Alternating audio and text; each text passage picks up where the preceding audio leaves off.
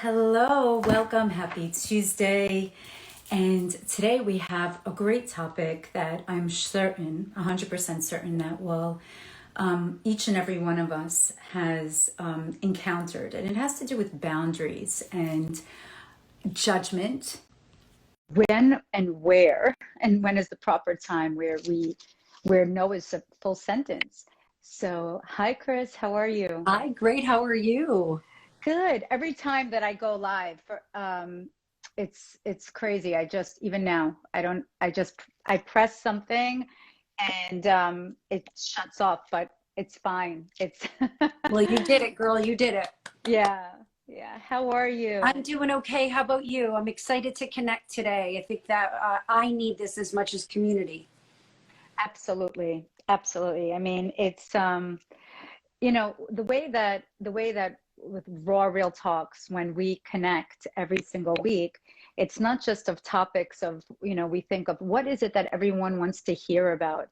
It's not just about that. That's a given of, the connectivity, the connection with others, and the desire of wanting to help elevate the consciousness. But every single month, every single day, every single week has a certain vibration, energetic vibration associated with it. And what I realized, it's just like, this is something that I spoke with some of my students last night, is that as practitioners, you will find that there is a collective theme that goes around throughout the week of the clients that you see, of certain situations. You know how they say, oh, bad things happen in threes, or great things happen in threes. There's this energy of synchronicity, like there's this ebb and flow of the universe. We love rhythm, right? That's the way we exist, is through rhythm. So this week's energy is actually all about trusting our intuition, in a sense of being able to know when our boundaries were violated, and how to go about of repairing, those situations without feeling victimized by it. So that's the theme of now, and the energy of December, especially with emotions being heightened with the holidays, right? It's a perfect time, especially as we step into the holidays and we're connecting with people that maybe we haven't connected with in a while. And how are Right. we showing up? How are they showing up? Are we going to bring the old baggage with us, or are we going to show up in the present moment whole and refreshed, and being able to trust our intuition if it does need to be a no? Exactly. Exactly. So the thing is that during this moment in time, when there is like there's so many that have felt isolated, that felt alone, doesn't and it's when that happens, we sometimes don't know how to say no, when there is work, when there's other responsibilities, when there is like the lines have been blurred, even now that so many people are working from home. We're on Zoom constantly, and there's no downtime. So it's so easy for, our boundaries at times to, oh, there's Josh. Hi, Josh. For our boundaries at times to feel as if it was violated, when in reality we allowed it, we gave permission for it. You know what I'm saying? I do. It's I do. And it's tricky, I think, right now, too, because by nature, we are social creatures, right? We are all interconnected, and we've been mhm. isolated for so long, and we're confused, and there's not a person on the planet that isn't experiencing some type of a trauma, a PTSD from what we've all Yes, been through. So it's super important right now, as we step to reconnect, where are we coming from when we connect? Because we want to be social, we want to, but there's hurts, there's trauma, there's disappointment. So I love this conversation to help us get in touch with our truth and be able to make those absolutely. on our behalf. You know what came to me this morning was about, and I spoke with Josh about this a couple of weeks ago. He's on right now, and I know that you spoke with Megan about this as well, of different aspects of trauma, and sometimes that we may not think that we've experienced trauma, or we take things personally of the way other people respond, but it has to do with their trauma. And then we paint this entire story around of their response to of something that may have been simple, that took great courage maybe, or something that but it could have been just a trigger. That's all it is. And we create this whole scenario about it, and we go into our cocoon. And then what happens? Then physical symptoms start happening, where your body is going to let you know that if there is something stuck in there, there is something where that you've given your power away. And it's, when I say given your power away, it's not like someone comes and takes the power. It was through the permission. I'm not talking about any physical violation, that I'm speaking about verbal, emotional, social, those kind of things of giving that permission. But your body is going to tell you when that happens.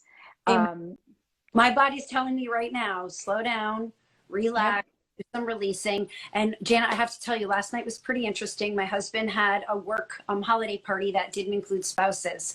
And it's very rare, as I'm sure it is for many of us, to have like an evening alone. I'm like, oh my gosh, what am I going to do tonight? I'm so excited. And I don't know how to turn on our television. But I have a subscription to Gaia TV. And Ooh. probably haven't been on it in 8 months. I don't even know the last time I was on it. Well, I came across a documentary called Chasing the Present. And first of all, the dude looks just like my little brother. So I felt like I was watching my little brother have like just become enlightened in front of my eyes. It was so moving. But why I bring that into this space is because it ties in with stuff you and I have talked about, what Megan and I talked about last week, what Oprah's new book talks about. Yes. The default of the imprinting that we received from in vitro up to the age of 7, that we're not even aware of, the genetic coding that we have, that's our predisposition to how we show up. And so, no, we may think I had no trauma, but we also don't remember necessarily what happened, what our parents were experiencing when we were in vitro. So I bring that into this space because we're all touched by it. And I really want 2022 to be the opportunity to examine that, shed it, heal from it, and decide how to step forward in a new light.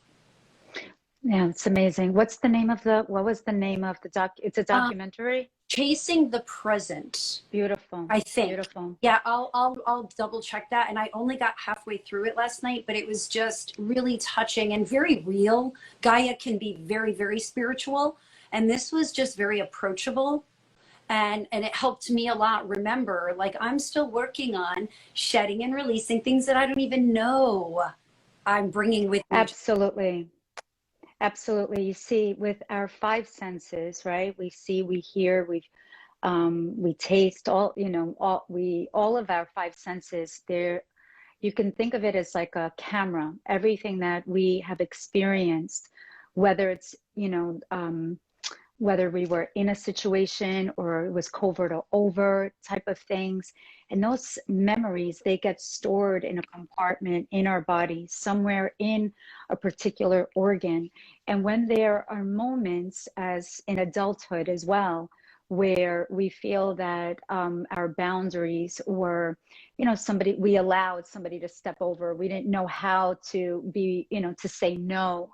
It has to do, I believe, with the energy of safety. The foundation is safety. When we are in our mother's utero, for the most part, I'd like to think that that was an energy of safety. And it's also of a rhythmic ebb and flow, of always feeling that we are, we're rhythmic beings. Everything about us, our heart, our heartbeats. So whenever we feel anxiety, when our heart starts accelerating over 80 beats per minute, we know that there is something that has awoken within us. So it really has to do with the energy and the feeling of safety. And when we don't know or feel that we cannot say no, what is it exactly? We're not trusting ourselves. It's not about the other person. It's the distrust that has to do, that we have to we need to work on ourselves instead of going into the doors of feeling victimized by it. So there is also, it's interesting, there's an ego sense, and then there is a soul sense of safety. You know, the ego says, you know, the world around me, the outside isn't safe, you know, and this has to do with how other people have provided or have shown their love, their nurture, and safety when we were younger, from, like you were saying, from in utero to up to age 7 and 8. And that actually is like, it sets the foundation of how we even go about life throughout our, you know, till this day. So the first and most important thing is to trust our inner voice, to work on ourselves, and, you know, to become the best, you know, partner that to ourselves, because the codependency of others, of somebody else coming in and fulfilling, actually will be in a constant, you'll be constantly disappointed. Not that there are not good people, they're amazing people. We're surrounded, you and I are surrounded by beautiful people. But this year, as you know, and I know, like, you know, we both experienced, really, it was one of the toughest years of my life on, and then I realized, don't go into the energy of victimhood. The other person, they're not doing this to me. It's, what is it about this situation that is making me feel betrayed, victimized? And I think it's not the other person that betrayed me. It was me, myself, and I, that I didn't listen to my inner voice of not going into this kind of relationship, whatever it may have been, with them at that moment in time. But I needed to learn. That's all it is. Everything that we experience, every single person that we have ever encountered, is acts upon as a role of a teacher, as a mirror, you know, image. You know, there's something that was within that situation of, I mean, I couldn't even get up sometimes. Like, it was very heavy. It was very heavy. And the reason for it is because of the, you know, it felt like, if I am, this is, I'm speaking in the I, right? This is the ego, responsible, honest, in integrity. And when that gets violated, instead of blaming the other person, it's because it's setting the expectations onto the other, when in reality, you know what I think is the most incredible, like one of the most incredible books that I've read, and it's so simple, Don Miguel Ruiz, The Four Agreements. And the first agreement is to be impeccable with your word, which has to do with integrity. And the second one is don't take anything personally. And that is something that truly, if you don't listen to your intuition and you steer the other way and you go into the doors of logic, your ego is going to start to take things personally. But the difference is, when you do this internal work, you become aware of it and you know how to gain your power back. So that was my experience this year. I know that you've had your share of you know, really, really hard lessons as well. Yeah, I love what you just brought into this space, because people don't like to hear that projection onto a situation, that it could be something about people are, there's no way I am, you know, that person's a jerk, they're mean, they're abusive, whatever. I've gotten very comfortable now this year in 2021, sitting with the curiosity of an uncomfortable situation, right? Going, I wonder what part I'm playing. I wonder what lesson this is gifting me with. I wonder if I'm holding space for that person to learn a lesson. You know, meditation has helped me create that pause so that I can experience and know I'm not the one feeling these emotions. I'm the essence or being that's experiencing this situation. And it gives me that little bit of space. So I hope that helps people understand that when you and I talk about, you are projecting into the world and experiencing what you're putting out, you know, and it's hard to digest that. It's actually the opportunity. That tension is where we, yes, And I just said to my friend Sarah this weekend, she and I went for a beautiful walk in nature together. And I said, Sarah, right now, you and I are so present and not distracted that it's very difficult. Whereas always I was so busy and stimulated and outside of myself, buzzing around like a crazy human, that I was missing the now, and it made it, I don't know, in hindsight, easier. And now that I'm really here, it's a very different experience. And so when my body is telling me, hey girl, the big T, time out. Okay, what is this pain bringing me? What is the lesson here? What am I hanging on? Yep. What are your thoughts on that? Oh my God, it's brilliant because the timeout happens after the trigger. So the trigger that's around us is actually where we can actually create the most impeccable change. Actually, this is where we can take a stand, not in the sense of ego, but this is where we get to delve in and really look inside of ourselves. What is it about that situation that I need to work on? And it's not about being hard on yourself. Absolutely not. It's about bringing in more compassion and curiosity into it and realizing the trigger is something that is inside of you that may have been, this is like all T words, of a trauma situation, of not feeling safe, thinking that the exterior things will keep us safe. When in reality, of course, as an infant, we cry when we need it to be changed, when we need to be fed, when we need it to be, even human touch, how important that is. But if, now crying, in a sense, even like sometimes it was frowned upon for a very long time in, I can't speak about other societies, but in American culture, and even I come from Eastern European, like, stop crying, stop it. Like it was almost like of having emotions is a sign of weakness.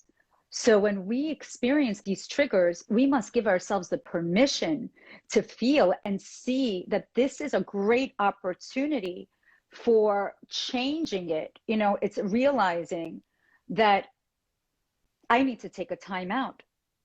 The trauma, the trigger, the timeout, these are the 3 T's. And then trust, which is the 4 T. Oh my God, we're in a roll with the T's. It's trust, trusting your inner voice, because especially now during when we may, be around with family and friends and so on and so forth, everyone has an opinion, everyone feels strongly about certain things. There are people that are vaccinated. There are people that aren't vaccinated. There are people that feel that this is one conspiracy to another conspiracy. The most important thing is honoring what is it, you're going to get triggered. There is not one doubt in my mind that in every single family situation or holiday party, there will be a word or something that will trigger us, that will bring up an emotion. And the most important thing is to realize that the other person that is triggering it has to do with you being more accepting of them because of their experiences. They see through their lens, and just respect that. We can't change the world around us, but we could certainly change the patterns that are within us and giving the allowance and permission of who we allow in. But those triggers, they are there because it's something inside of us that needs to be cleared out and washed away in the most loving way. That is so, and it's perfectly timed for connections during the holiday season when people are coming together different. So I really appreciate you bringing that into the space. So say that we are, we're overwhelmed because there's so much out there. A tornado hits 4 states. I know. Perfect thing ever. You feel helpless, right? So something that you said is how I'm managing all of the helplessness of I can't change all the hate. I can't change the tornadoes. I can't change our lack of respect for Mother Earth outside of myself. So walk us through, you said, starting with self and being a lighthouse for your own beliefs. How do we say in this holiday season when we are triggered, that's not who I am. I don't agree with that person. How do you stay centered and whole while you are exposed to the other? Realizing that to create a safe haven for yourself, realizing that the other person there is just there to awaken something within you. And perhaps we can't change of, you know, obviously of what happened with Mother Earth. We just have to be kinder and be proactive. So first and foremost is when we feel that we're being challenged or there is a trigger, it is not to go into the reactivity, but be proactive of what I'm about to say. Will it elevate this conversation, or am I saying something because whether it is character assassination or feeling that I have to defend? Number two is to not fear that you have to avoid a confrontation. When our boundaries have been crossed, whatever that means for each of us is on an individual level, perhaps it is of creating, like I said before, creating that it's a codependency on yourself, not to be dependent on anyone else. It's having that, you know, love for yourself. So when that gets crossed, perhaps what I feel that is most important during that time is to know that when you're confronting, people feel that when you're confronting, that it has to be of a blame. It's because of you. Speak in the eye. Confronting doesn't mean of putting someone down or going into like a litigation. You know, you're an attorney and you're about to go into litigation and feel that you have to defend. You can just speak to in the eye perspective of, this is the way I feel about the situation. This is the way that it made me feel. Not necessarily what you did to me, because what you're doing is you're neutralizing the energy of ever feeling victimized. The moment you feel that you were victimized is the moment where you lose your power when it comes down to the social and emotional, right? Not physical. That was beautiful. That's exactly what I was looking for in this conversation, and something that's ruminating for me. And I don't know that I'll have this in the right order. Does it need to be said? Does it need to be said now? And does it need to be said by me? Because there's a lot of times that I have a reaction to something and I want to vocalize it. And then I'm like, why?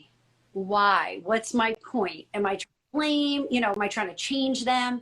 And I've gotten much better, right? So I so appreciate that, especially in time of coming up for the holidays. And I know we're getting near the bottom of the hour, so I want to make sure that we touch in on two things, if it's okay. First of all, next week you're going to be hosting.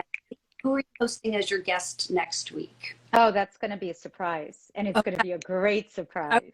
So wanted to make sure if you wanted to bring that into the space, looking forward to whomever. And I love how we continue to shed light on other people who have other ideas as well. So thank you for that. More important is, I know you have some offerings that are coming up into the new year. Can you share with us some of the other ways that we can support community? Oh, absolutely. Thank you for that. So on December 28th, which is Tuesday evening, it's going to be at 7 p.m. on Zoom. You can sign up via Raw Real Talks or on Janet Namaste on Instagram. So what we're going to be doing, it's called Find Your Missing Piece. It's a masterclass. It's a global webinar, and it is bringing in your energy in a clean slate so you can manifest whatever you desired in 2022. It allows us to get unstuck. So there's going to be tips and tools that you can utilize immediately. It's about living authentically. It's about celebrating all the wins. And it's just a simple, you know, 1 hour, 1.5 hours workshop that you can join in live. And all donations, this is all donation based. It's going to go to the St. Jude organization, which, as you know, is very dear to my heart. You know, it truly is. So all the donations there, yeah, there's a link in my bio. You could just, directly just donate to that. Or you can just donate to St. Jude and just sign up. It's going to be a great evening to get unstuck and truly, so you can enter in 2022, which is going to be an enormous year. It's going to be a year of, the themes are love and sacrifice. Those are the major themes. And I know it seems like it's so on the opposite spectrum, love and sacrifice, but it's finding that balance in between. So, because it's a beautiful blend of the yin and the yang, of it's the way the number 6 is, because 2022, as you know, I'm a numerologist. Number 6 is ruled by Venus, and Venus is a planet of beauty, of love.